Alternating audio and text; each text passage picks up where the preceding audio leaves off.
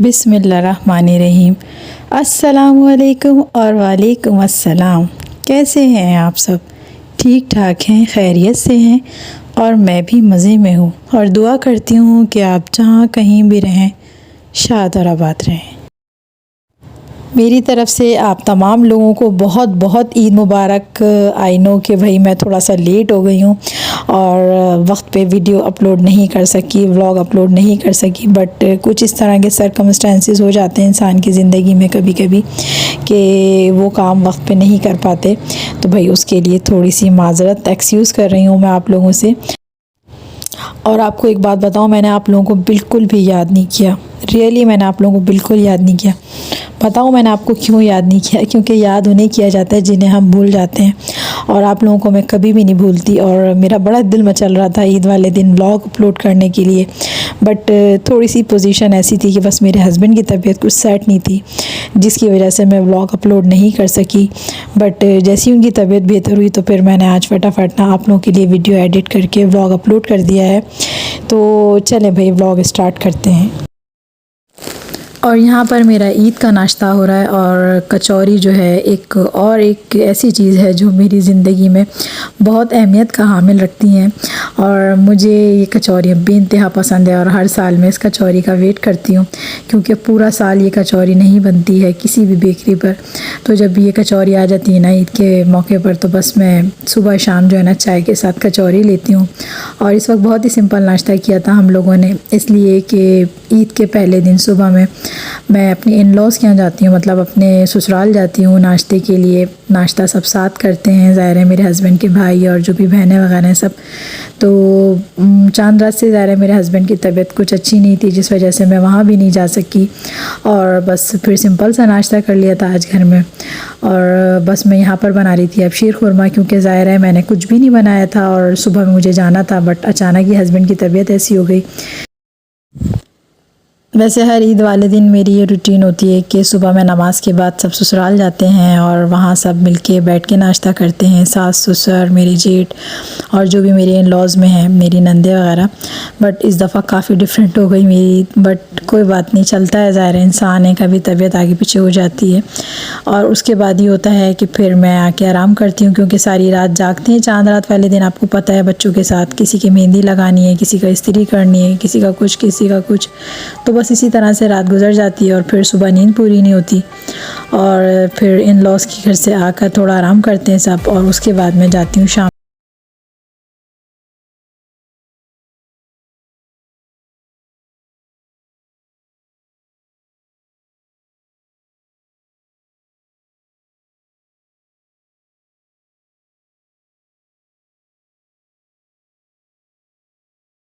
खुरमा तो तैयार हो गया था और चिकन मैंने भी निकाली थी, और अब मैं बना लूँगी चिकन कढ़ाई। और कुछ समझ में ही नहीं आ रहा था, और यही सारी चीज़ें खा खा के ना वैसे तो दिल भर चुका है, बट फिर भी यही चीज़ें खाने को मिलती हैं और बनानी भी पड़ती हैं। और मुझे तो शीर खुरमा बहुत अच्छा लगता है ना।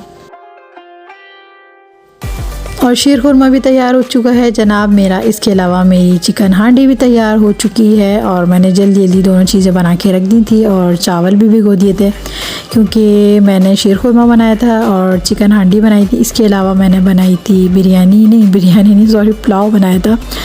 तो चिकन पुलाव बनाया था ना, और चावल मैंने भिगो दिए थे, क्योंकि ज़ाहिर चावल तो फिर गरम गरम ही अच्छे लगते हैं। और इसके बाद फिर मैंने शुरू कर दी थी अपनी ईद की तैयारी, क्योंकि मैं बिल्कुल भी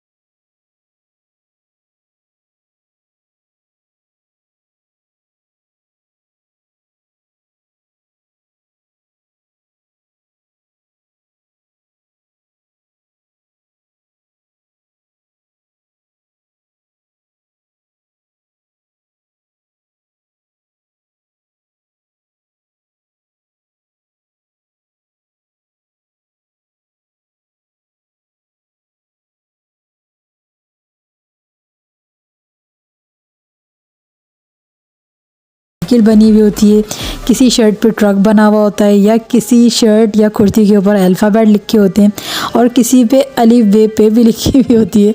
तो भाई दौर के साथ साथ हर चीज़ चेंज हो रही है। और मेरा ईद का दस्तरखान भी लग चुका है, शीरखुरमा भी तैयार हो गया था, मेरी चिकन हांडी भी तैयार थी, इसके अलावा मिठाई थी और पुलाव बनाया था मैंने चिकन का। और किसी ने भी पुलाव इतना नहीं खाया है क्योंकि बच्चे तो चावल बिल्कुल भी मेरे शौक़ से नहीं खाते हैं, बट मैंने अपनी वजह से ना पुलाव बनाया था और मेरा बड़ा दिल चाह रहा था ना चावल खाने का। और अगर आज मैं अपनी मम्मी के घर जाती तो वहाँ पर भी चावल लाजमी होते हैं क्योंकि मेरे भाई भी बहुत शौक़ से खाते हैं चावल और मैं भी बहुत शौक़ से खाती हूँ। और भाई मुझे तो ऐसा लगता है कि चावल के बगैर ना दस्तरखान कुछ अधूरा अधूरा लगता है। और ईद के दिन खुशी तो बहुत होती है लेकिन कहीं ना कहीं थोड़ी सी उदासी भी होती है ना। खुशी ईद की होती है कि ईद का दिन है, इतना बड़ा दिन है, और रोज़े रमज़ान के बाद मुसलमानों के लिए बहुत बड़ा दिन होता है और इसका एहतमाम करना भी सुन्नत है कि आप जब रोज़े रखते हैं तो आप फिर ईद मनाएं, नया जोड़ा पहनें, नमाज़ पढ़ें, अल्लाह का शुक्र अदा करें कि आपने अल्लाह ताला ने आपको ये दिन दिखाया। और दुख इस चीज़ का होता है वो लोग जो हमारी ज़िंदगी होते थे ना कभी, वो आज हमारी ज़िंदगी में नहीं है और अल्लाह के पास जा चुके हैं। तो बस आज दिल बहुत उदास था मेरा। बस आज अपने पप्पा की बहुत याद आ रही थी और हर ईद पर ही आती है। बस माँ बाप की कमी यार कोई पूरी नहीं कर सकता। बस अल्लाह ताला सबके माँ बाप को उनके सरों पे सलामत रखे और जिनके माँ बाप दुनिया से जा चुके हैं अल्लाह पाक उनको जवारे रहमत में जगह दे, आमीन सुम्मा आमीन। बस आज के दिन नहीं भूला करें उन लोगों को जो आपकी ज़िंदगी में थे और आज आपकी ज़िंदगी से जा चुके हैं। उन्हें जाके देखा करें, वहाँ जाके मिला करें उनसे ईद पे, उनको नहीं भूला करें, अपनी खुशियों में उन्हें मत भूला करें, उन्हें याद रखा करें। और वो लोग हमारा इंतज़ार करते हैं ना। और जो नहीं जा सकते, जैसे हम ख़वातीन नहीं जाते, तो अपने घर में बैठ के उनको दुआओं में याद रखा करें। बस यही कहना चाहती हूँ मैं यहाँ पर। चले, मैंने आप लोगों को भी शायद इमोशनल कर दिया और मैं ख़ुद भी हो गई थी। बस जब माँ बाप की बात आती है ना तो बस दिल बुझ सा जाता है, ख़ासकर उनके लिए जो अब हमारे साथ ही नहीं है। खैर छोड़ें, अब फिर दोबारा से अपना व्लॉग एनर्जेटिक करते हैं।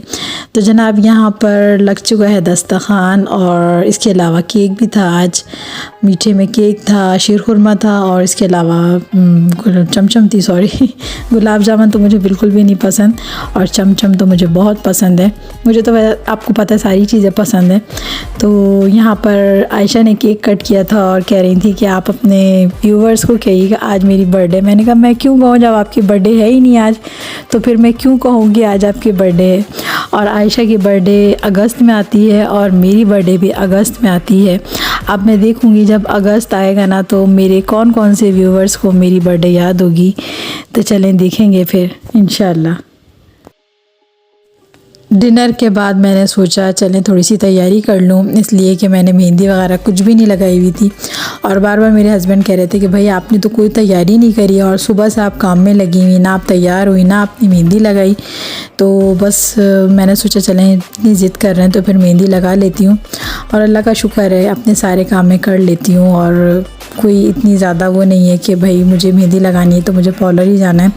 और कोन तो मैं वैसे ही लेकर आई हुई थी घर में और आयशा भी मेरे पीछे लगी हुई थी, मम्मा आप अपने भी थोड़ी सी मेहंदी लगा लें। और जनाब मुझे अभी तक ईदी भी नहीं मिली है क्योंकि मेरे हस्बैंड मुझे हमेशा उस वक्त ईदी देते हैं जब मैं वाकई लगता है कि ईद के दिन तैयार हुई हूँ, मतलब पूरे प्रॉपर मेहंदी लगी हुई हो, कपड़े पहने हुए हों, ज्वेलरी पहनी हुई हो, तो फिर जाके कहते हैं कि चले भाई अब लग रहा है कि हाँ ईद है तो फिर अब आपको ईदी मिलेगी। ऐसे ईदी नहीं मिलेगी कि आप ऐसे ही घर में घूम रही हैं रफ़ स्टाइल के अंदर, मतलब कैजुअल कपड़ों में और उसमें, और जब आप तैयार हुई ना तो फिर आपको ईदी मिलेगी। तो बस अब मैं यहाँ तैयारी कर रही थी ईदी लेने की, तो अभी आप देखते रहें आगे आपको बहुत मज़ा आने वाला है। बड़ी मुश्किल से मैंने बहुत सारी ईदी इकट्ठी करी है।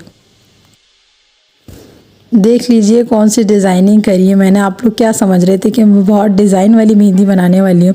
आती है मुझे, ऐसी बात नहीं है, बट मुझे जो है ना इस तरह की ही मेहंदी पसंद है और मैं बहुत सिंपल हूँ और सिंपल चीज़ें अच्छी लगती हैं और मुझे मेहंदी भी यही वाली पसंद है। भाई एक टिप्पा बनाएं और उंगलियों की फिलिंग करें और टिप्पे के आसपास जो है ना छोटे छोटे से डॉट डालें और जान छुड़ाएँ अपनी। भाई ईदी भी तो लेनी है, उसकी तैयारी चल रही है, आपको नहीं पता यहाँ पर ईदी की तैयारी चल रही है। और यहाँ पर मेरी मेहंदी भी रच चुकी है, उसका कलर देखें कितना प्यारा है। और मैं ईदी लेने के लिए मैदान में उतर चुकी हूँ। तो चलें आए लेते हैं अपनी ईदी।